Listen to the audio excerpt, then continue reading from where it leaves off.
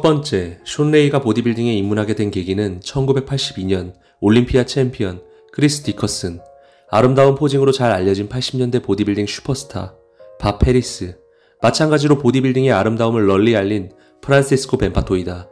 이 세 명의 선수들의 공통점이라 하면 당시에도 보기 좋은 쉐입과 훌륭한 포징으로 주목을 받았던 보디빌더란 사실이다.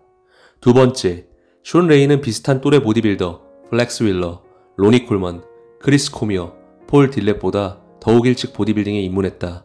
그가 최초 보디빌딩 시합을 나갔던 시기는 그가 만 17세였던 시절부터였다. 1988년 올림피아가 그의 올림피아 데뷔전이었으며 리 헤이니가 올림피아 챔피언이었던 시절부터 도리안 예이츠, 로니 콜먼의 시대를 함께한 유일한 탑 클래스 선수이다. 세 번째, 숀 레이는 그의 올림피아 데뷔전인 1988년을 제외하고 1990년부터 그가 은퇴를 결심한 2001년까지 단 한 차례도 올림피아 탑5 자리에서 내려온 적이 없는 경이적인 기록을 세운다. 또한 1994년과 1996년은 도리안 예이츠와 탑2의 자리에서 경쟁했다. 숀 레이는 최근 밸류테인먼트와의 인터뷰에서 그 두 번의 시합에서 본인이 이겼어야 했다고 언급한 바 있다. 네 번째, 아놀드 클래식은 1989년 첫 시합이 개최되었고 리치 가스파리가 우승했다. 다음해 1990년 치러진 아놀드 클래식에선 숀 레이가 우승했으나 드러그 테스팅에 적발된 숀 레이의 타이틀은 당시 2위를 기록했던 마이크 애슐리에게 돌아갔다. 당시 드러그 테스팅은 메인스트림 미디어로 가고자 했던 보디빌딩계의 시도였으나 기존 팬들의 강한 반발로 1990년에만 잠깐 시행되었다. 1990년 올림피아를 우승한 리 헤이니는 드러그 테스팅을 통과한 유일한 미스터 올림피아 챔피언이 되었다.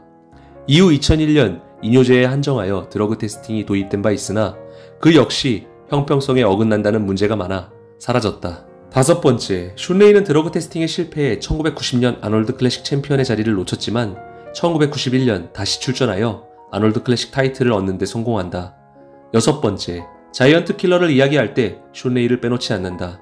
물론 1970년대로 건너가 프랑코 콜롬부, 데니 파딜라 등을 많이 이야기하지만 당시에는 마이너스 90kg, 플러스 90kg 체급을 나눠 체급전을 먼저 진행한 뒤에 통합 체급전을 통해 올림피아 챔피언을 뽑았다. 즉, 숀 레이는 무제한급이 된 미스터 올림피아 무대에서 리 라브라다, 리치 가스파리에 이어 꾸준히 성적을 낸 원조급 자이언트 킬러이며 앞서 이야기했다시피 1990년부터 2001년 그가 은퇴하기까지 12년간 올림피아 탑5를 벗어난 적이 없는 경이적인 기록을 갱신한다. 이는 현재까지도 깨지지 않는 기록이며 깨지지 않을 기록 중에 하나라고 생각한다. 일곱 번째, 숀 레이는 케빈 레브론과 더불어 단 한 번도 코치를 고용한 적이 없는 보디빌더이다. 숀 레이는 밸류테인먼트와의 인터뷰에서 로니 콜먼, 플렉스 윌러, 빅라미 등의 인류 선수를 코칭한 체드 니클스를 강도 높게 비판한 적이 있다. 선수를 죽음으로 모는 코치이며 돈 롱, 나세르 엘손 바티, 달라스 맥커버가 고인이 되었을 때도 장례식에 오지 않은 파렴치한이라 언급했다. 추가로 숀 레이는 자격이 있는 의사가 아니라면 절대 내 몸에 어떤 것을 투여하라, 지시할 수 없다며 코치 문화에 대한 강도 높은 비판을 해왔다. 여덟 번째, 숀 레이는 하향세에 접어들며 은퇴한 다른 보디빌더들과는 다르게 여전히 훌륭한 성적을 기록하는 중이었음에도 36세의 나이에 은퇴를 발표한다. 그의 은퇴에는 복귀에 대한 그 어떠한 실마리도 남기지 않았다. 숀 레이가 은퇴를 했던 2001년 그는 올림피아 4위를 기록했다. 숀 레이가 은퇴했던 당시 그에게는 어떠한 부상도 건강상의 문제도 없었다고 한다. 아홉 번째, 숀 레이는 지나치게 솔직하기에 상대방에게 상처가 될 수 있는 말도 서슴없이 하는 선수로도 유명하다. 2016년 그의 절친한 친구인 케빈 레브론의 복귀 선언에 모두가 기대에 부풀어 있을 때 숀 레이는 굉장히 회의적인 어조로 그의 복귀를 비판했다. 실제로 기분이 상했던 케빈 레브론은 숀 레이와 1년 가까이 되는 시간 동안 서로를 보지 않았다고 한다.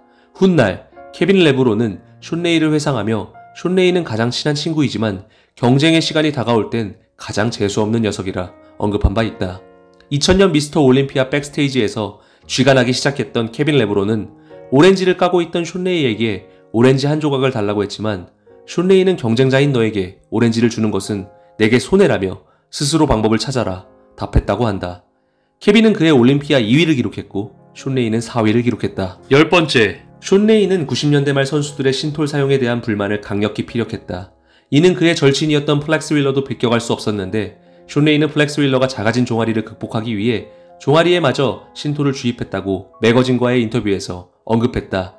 이에 플렉스 윌러는 한밤중 숀 레이의 집을 찾아가 그를 불러내려 했지만 숀 레이는 문을 열어주지 않았다고 한다. 11번째, 숀 레이의 화려한 커리어 동안 그가 이기지 못했던 단 2명의 선수는 리 헤이니와 도리안 예이츠이다. 12번째, 숀 레이는 RX 머슬에서 2018년 올림피아 챔피언 숀 로든의 죽음이 레크레이셔널 드러그일 수도 있다는 추측성 발언을 하면서 대정들과 보디빌딩 인사로부터 큰 비난을 받았다.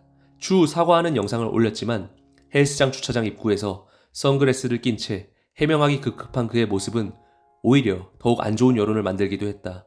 이로 인해 올림피아 코멘터였던 숀의 자리는 올림피아 회장인 제이크 우드로부터 박탈당했다. 지금까지 여러분께서 모를 수도 있는 숀 레이에 대한 모든 것을 정리한 디포이 채널이었습니다. 보디빌딩 팬들의 호불호가 심한 타입의 레전드이며 그를 좋아하는 사람, 싫어하는 사람들이 명확하게 갈리지만 그를 좋아하는 보디빌딩 팬들은 그의 아름다운 포징과 보디빌더로서의 완성도, 실력을 높게 평가합니다. 개인적으로 자신의 생각을 노골적으로 어떠한 이해관계를 생각하지도 않고 발설하는 그의 자신감과 솔직함은 어떤 면에서 배울 점이라고 생각하며 부럽기도 합니다.